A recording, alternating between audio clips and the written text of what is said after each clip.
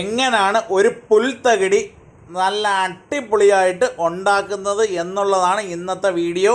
നിങ്ങൾ സ്കിപ്പ് ചെയ്യാതെ മുഴുവൻ കാണാൻ ശ്രമിക്കുക. ഒരു വേസ്റ്റായിട്ട് കാട് പിടിച്ച് കിടന്ന പുരയിടത്തെ നമ്മൾ എങ്ങനെയാണ് ലോൺ സെറ്റ് ചെയ്ത് കിഡുവാക്കി എടുത്തേക്കുന്നത് നമുക്കൊന്ന് കാണാം. ആദ്യമായി സ്റ്റാർട്ടിങ് സമയത്ത് എടുത്ത ഒരു ചെറിയ വീഡിയോ ആണ് ഈ കാണുന്നത്. ഇതേപോലെ പുല്ല് കയറി കിടക്കുന്ന ഈ ഒരു പുരയിടം ആദ്യമായിട്ട് നമ്മൾ ചെയ്തത് നന്നായിട്ട് വെട്ടി, അതായത് ചെത്തി വൃത്തിയാക്കുക എന്നുള്ളതാണ്. ആദ്യമേ നല്ല വൃത്തിയാവണ്ണം ചെത്തി വൃത്തിയാക്കിയതിന് ശേഷമായിട്ട് നല്ല എന്ന് വെച്ചാൽ അടിഭാഗത്തെ കളകൾ കുറേയൊക്കെ പോകാനായിട്ട് ശ്രദ്ധിക്കണം. ഇത് നല്ല കളയുണ്ടെന്നുണ്ടെങ്കിൽ ഇത് തന്നെ ചെയ്യണം, അല്ലാതെ മരുന്ന് എഴുതിയിട്ട് കാര്യമില്ല. അതിനുശേഷം നമ്മൾ കൊണ്ടുവന്ന് വെച്ചേക്കുന്ന കൊറിയൻ ഗ്രാസ് ആണ് ഈ കാണുന്നത്. ഇപ്പം ലോക്ക്ഡൗണൊക്കെ ആയതുകൊണ്ട് കിട്ടാൻ ഇച്ചിരി പ്രയാസമായിരുന്നു സാധനം, പക്ഷേ നമ്മൾ ഒപ്പിച്ചു കൊണ്ട് ചെന്ന് ആ ഒരു ഗാർഡൻ സെറ്റ് ചെയ്ത് കൊടുത്തത് എങ്ങനെയാണെന്ന് നമുക്കൊന്ന് കാണാം. അതിനായി വീട്ടിൽ വന്ന് നമ്മളെ ഗാർഡനിലെ സോയിൽ, റെഡ് സോയിൽ, നല്ല പുട്ടുമണ്ണ് പോലുള്ള സോയിൽ എടുത്ത് നല്ല വൃത്തിയാവണ്ണം കുത്തി ഇളക്കി. മഴയായതുകൊണ്ട് കുറച്ച് ഉറഞ്ഞു പോയി, അതിനെ കഠിനമായി പ്രയത്നിച്ചാണ് മണ്ണിളക്കുന്നത്, ഇടുന്നത്. നമുക്ക് കാണുമ്പോഴത്തേക്ക് പുൽത്തകിടിയിൽ എന്തൊക്കെ ചെയ്താലാണ് ഒരു പുൽത്തകിടി മനോഹരമാവുന്നത് എന്ന് നമുക്കൊന്ന് കാണാം. താണ്ടേ ഇത് കൊണ്ടുവന്നു, വെട്ടിയാട്ടോയിൽ ഒരു ലോഡ് നിറയ്ക്കുന്നു. ഇത് കൊണ്ടുപോകാനായിട്ട് പ്രത്യേകം കാരണമുണ്ട്. നമ്മൾ നേരത്തെ ചെത്തി വൃത്തിയാക്കുന്ന സമയത്ത് അവിടെ കുറച്ച് മണ്ണ് നഷ്ടമാവാനുള്ള സാധ്യത കൂടുതലാണ്. അന്നേരം ഒരുപാട് റൂട്ടൊക്കെ പോകുമ്പോഴത്തേക്ക് നമ്മളിത് മൊത്തം നല്ല കുറേ മണ്ണ് നമ്മളും കൂടെ ആഡ് ചെയ്ത് കൊടുക്കേണ്ടതായിട്ടുണ്ട്. അങ്ങനെ നമ്മൾ മാസ്കൊക്കെ അതിനിടയ്ക്ക് പിടിച്ചിട്ട് അന്നേരം നല്ലപോലെ മണ്ണ് ഇട്ട് നല്ല ഫില്ലാക്കാൻ വേണ്ടിയിട്ട് നമ്മൾ ഈ മണ്ണ് യൂസ് ചെയ്യുക. അതാണ്ട് അങ്ങനെ ഒരു വെട്ടിയാട്ടോ മണ്ണ് നമ്മൾ എടുത്തിട്ടുണ്ട്. അങ്ങനെ 2 വെട്ടിയാട്ടോ മണ്ണ് നമ്മൾ അതിനകത്തേക്ക് യൂസ് ചെയ്യുന്നുണ്ട്. അതിനുശേഷം താണ്ടെ കറുത്ത ഷീറ്റ് ഇതിനടിയിൽ കളനാശിനി ഒഴിച്ചിട്ടുണ്ട്. അതിന് പെട്ടെന്ന് പോച്ച കയറി വരാതിരിക്കാൻ വേണ്ടി കളനാശിനി പറ്റുമെന്നുണ്ടെങ്കിൽ അടിയിൽ ഒഴിക്കുക. ആ സമയത്ത് ഞാനവിടെ സ്ഥലത്തില്ലായിരുന്നു, പെട്ടെന്ന് അത് കാരണം പോയി ആ ഒരു വീഡിയോ എടുക്കാൻ പറ്റിയില്ല.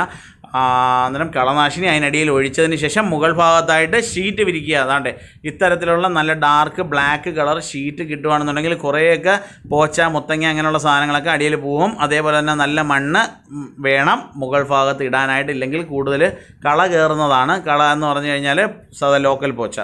അന്നേരം മുത്തങ്ങ കിഴങ്ങൊക്കെ ഉണ്ടെന്നുണ്ടെങ്കിൽ കിളിച്ച് വരാനായിട്ട് പെട്ടെന്ന് കയറി വരും. അതിനുശേഷം നല്ലപോലെ മണ്ണ് ഇട്ടതിന് ശേഷം നന്നായിട്ട് തട്ടി ഉറപ്പിച്ചതിന് ശേഷമാണ് പുല്ല് വെക്കേണ്ടത്. ആദ്യമേ സൈഡ് വെച്ച് വന്നതിന് ശേഷം വേണം ബോർഡറൊക്കെ പ്ലാന്റുകളൊക്കെ സെറ്റ് ചെയ്യാനുള്ളതാണ്. എല്ലാം വീഡിയോ സ്കിപ്പ് ചെയ്യാതെ നിങ്ങൾ മൊത്തം കാണാൻ ശ്രമിക്കുക. അതേപോലെ തന്നെ കൊണ്ടുവന്ന നമ്മളെ നീലകണ്ഠൻ വണ്ടിയിൽ കൊണ്ടുവന്ന ഗ്രാസ് ഇറക്കി അതിനടിയിൽ അന്നേരം ഷീറ്റ് കിടപ്പുണ്ട്. അതിൻ്റെ മുകൾ ഭാഗത്ത് മണ്ണ് എറിഞ്ഞതിന് ശേഷമാണ് വളവും മണ്ണും മിക്സ് ചെയ്ത് എറിഞ്ഞതിന് ശേഷമാണ് അതിന് വളം എന്ന് പറഞ്ഞാൽ ഇച്ചിരി വേപ്പുണ്ടാക്കുക. അല്ലെന്നുണ്ടെങ്കിൽ ഈ മണ്ണിനടിയിൽ നിന്ന് കീടങ്ങൾ കയറാതിരിക്കാൻ വേണ്ടിയിട്ടുള്ള ഈ മറ്റേ പണ്ടൊക്കെ ഫുഡാനൊക്കെ കിട്ടും, ഇപ്പോൾ ഫുഡാനൊന്നും കിട്ടത്തില്ല. അങ്ങനെ ഏതെങ്കിലും ഒരു മെഡിസിൻ എന്തെങ്കിലും ഒന്ന് ഇട്ടേക്കുക. അതിന് ശേഷമായിട്ട് സ്വല്പം പറ്റുമെന്നുണ്ടെങ്കിൽ സ്വല്പം ചകിരിച്ചോറ് ഒന്ന് ലൈറ്റായിട്ടൊന്ന് തൂവിക്കഴിഞ്ഞാൽ നല്ലതാണ്. വെള്ളം ഈർപ്പനയം കിട്ടാൻ വേണ്ടിയിട്ട് അത് ഉപകാരപ്പെടും. അതേപോലെ തന്നെ ഓരോ സൈഡും വെച്ച് വരുന്ന സമയത്ത് കുറച്ച് പുല്ലൊക്കെ നമ്മൾ കട്ട് ചെയ്ത് കളയുകയാണെന്നുണ്ടെങ്കിൽ തന്നെയും അവിടെയും നല്ല തിക്കായിട്ട് ഇതാദ്യമേ വെക്കുക. ഒരുപാട് കാര്യങ്ങളുണ്ട്, നിങ്ങൾക്ക് കണ്ട് മനസ്സിലാക്കാൻ വേണ്ടിയിട്ടാണ് ഇന്ന് ഈ ഒരു വീഡിയോ ഞങ്ങൾ പ്ലാൻ ചെയ്തത്. ഇങ്ങനെയാണ് മാറ്റ് അടുക്കി വരുന്ന സമയത്ത് ചെറിയ പോർഷൻ നമ്മൾ ഇതേപോലെ വെച്ച് വരുന്നതിൻ്റെ കൂടെ തന്നെ നമ്മൾ നന്നായിട്ട് തണുക്കത ഈ പറയും പോലെ വെള്ളം കൊടുക്കുക. വെള്ളത്തിൻ്റെ ഷോർട്ടേജ് ഉണ്ടായാൽ കരിച്ചിൽ വരാനുള്ള സാധ്യത കൂടുതലാണ്. അന്നേരം നല്ല തണുക്ക് നമുക്ക് ഒരു ഷീറ്റാണെന്നുണ്ടെങ്കിൽ ഒരു ഷീറ്റിൽ നിന്ന് വെള്ളം ഒഴിക്കുക എന്ന് തന്നെ പറയും.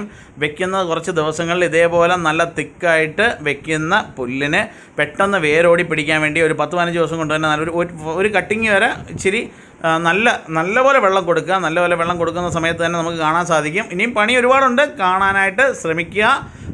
അതേപോലെ വെള്ളം നന്നായിട്ട് ഒഴിച്ചതിന് ശേഷം ഇത് തട്ടി ഉറപ്പിക്കുന്ന പ്രക്രിയയൊക്കെ ഉണ്ട്, അത് നമുക്കൊന്ന് കാണാം. അത് വേറൊന്നും വേണ്ട, നമ്മളെ മമ്മട്ടി കൈ കൊണ്ട് തന്നെ ഇതിനെ നമുക്ക് തട്ടി ഉറപ്പിക്കാനുണ്ട്. വെള്ളം നന്നായിട്ട് കൊടുക്കുക. നിങ്ങളുടെ വീട്ടിൽ പുൽത്തകിടികൾ അല്ലെങ്കിൽ ലോൺ ഇട്ടേക്കുന്ന ഒരുപാട് ആളുകളുടെ വീട്ടിൽ വിഷമിക്കുന്ന കുറേ കാര്യങ്ങളുണ്ട്. അതേപോലെ ബോർഡർ എഡ്ജൊക്കെ പിടിച്ചു വെച്ചു, അതിനുശേഷം തോണ്ട് ആ കറുത്ത ഷീറ്റ് ഇച്ചിരി പുറത്തിരുന്നു, അതിനെയും കൂടെ എടുത്ത് ഫോൾഡ് ചെയ്ത് ഉള്ളിലോട്ട് വെച്ചു. അതിനുശേഷം ടൈറ്റ് ആക്കുവാണ്. ടൈറ്റ് ആക്കിയതിന് ശേഷം നിങ്ങളുടെ വീട്ടിൽ മെയിൻ്റനൻസിനെ പറ്റി ഇതേപോലെയാണ്.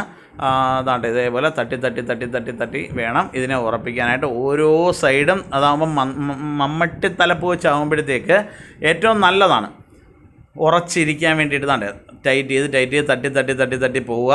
എല്ലാം ഫുൾ ഇടുന്നിടത്ത് ഫുള്ളായിട്ട് നമ്മൾ ഇതേപോലെ തന്നെ തട്ടി പോകണം. വെള്ളം ഒഴിക്കുമ്പോഴത്തേക്ക് അതായത് താഴോട്ട് ഇറങ്ങേണ്ട വെള്ളമാണെന്നുണ്ടെങ്കിൽ താഴോട്ട് ഇറങ്ങും. അന്നേരം നല്ല സീറ്റിങ് കിട്ടും. പെട്ടെന്ന് വേര് ഓടി പിടിക്കാൻ വേണ്ടിയാണ് നമ്മളിങ്ങനെ ഒരു ചെറിയ പൊടിക്കൈ ഉപയോഗിക്കുന്നത്. അങ്ങനെ ടൈറ്റ് ചെയ്ത് നിങ്ങൾക്ക് തന്നെ സ്വന്തമായിട്ട് പുല്ല് മേടിച്ചാൽ പോലും ഇങ്ങനെ ഈ വീഡിയോ കാണുന്നവർക്ക് ഇടാൻ സാധിക്കണം എന്നുള്ള ഒരു വിശ്വാസത്തോടു കൂടിയാണ് ഈ ഒരു വീഡിയോ ഞങ്ങൾ പ്ലാൻ ചെയ്തത്. അതേപോലെ തന്നെ ഇത് നല്ല വൃത്തിയാവണം. വെള്ളം നിന്നൊഴിക്കുക, വേറെ ഒരു മാറ്റവും ഇല്ല. നിന്ന് വെള്ളം കൊടുത്തെങ്കിൽ മാത്രമേ പോച്ച്. അതേപോലെ തന്നെ ഈ കൊറിയൻ ഗ്രാസ് ഇടുന്ന സമയത്ത് നല്ല പൊരി വെയിൽ കിട്ടുകയാണെന്നുണ്ടെങ്കിൽ മാത്രമേ ഇടാവൂ. തണലുള്ള ഭാഗത്ത് ഇട്ട് കഴിഞ്ഞാൽ ഒരു രക്ഷയില്ല, പണിപാളും പ്ലാന്റ് കിളിക്കാൻ പാടാണ്. മൂന്നാമത്തെ കാര്യം ഫംഗിസൈഡ്. അതായത് ഇത് ചെയ്തതിന് ശേഷം 1 മാസം കഴിഞ്ഞതിന് ശേഷം ഇച്ചിരി ഇൻഡോഫില്ല് എന്ന് പറയുന്നത് ഫംഗിസൈഡാണ്. ഇതേപോലെ തട്ടി ഉറപ്പിക്കുന്നു. 1 മാസം കഴിഞ്ഞതിന് ശേഷം ഇൻഡോഫിൽ M45 അല്ലെങ്കിൽ ഏതെങ്കിലും ഫംഗിസൈഡ് ഒരു 5 ലിറ്റർ ബക്കറ്റിനകത്ത് 1.5 സ്പൂണോ 2 സ്പൂണോ ഇട്ട് നല്ല വൃത്തിയാവണ്ണം കലക്കിയതിന് ശേഷം പതുക്കെ പൂവാളി അല്ലെങ്കിൽ ക്യാന് ഒഴിച്ചൊഴിച്ച് വരിക. അതിനുശേഷം പുല്ലിൽ കള കയറാതിരിക്കാൻ വേണ്ടിയിട്ട് അൽമിക്സ് പോലുള്ള മരുന്ന് ലൈറ്റായിട്ടൊന്ന് കലക്കിയിട്ട് സ്പ്രേ ചെയ്ത് കൊടുത്താൽ പുല്ലിൽ ചെറിയ കളകളൊക്കെ ഒരു പരിധി വരെ നമുക്ക് ഒഴിവാക്കാനായിട്ട് അങ്ങനെയും സാധിക്കും, കട്ട് ചെയ്യാതെ തന്നെ.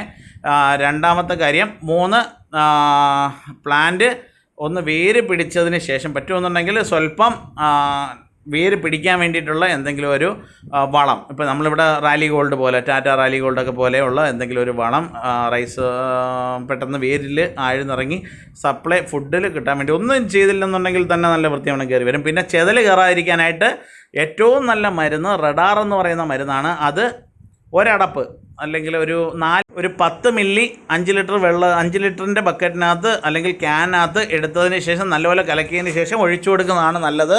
അതേപോലെ 2 മാസം കൂടുമ്പോഴത്തേക്ക് അല്ലെങ്കിൽ ഒരു 2 മാസം പോച്ചയുടെ വളർച്ച അനുസരിച്ച് നമ്മൾ നന്നായിട്ടൊന്ന് കട്ട് ചെയ്ത് വിടുക.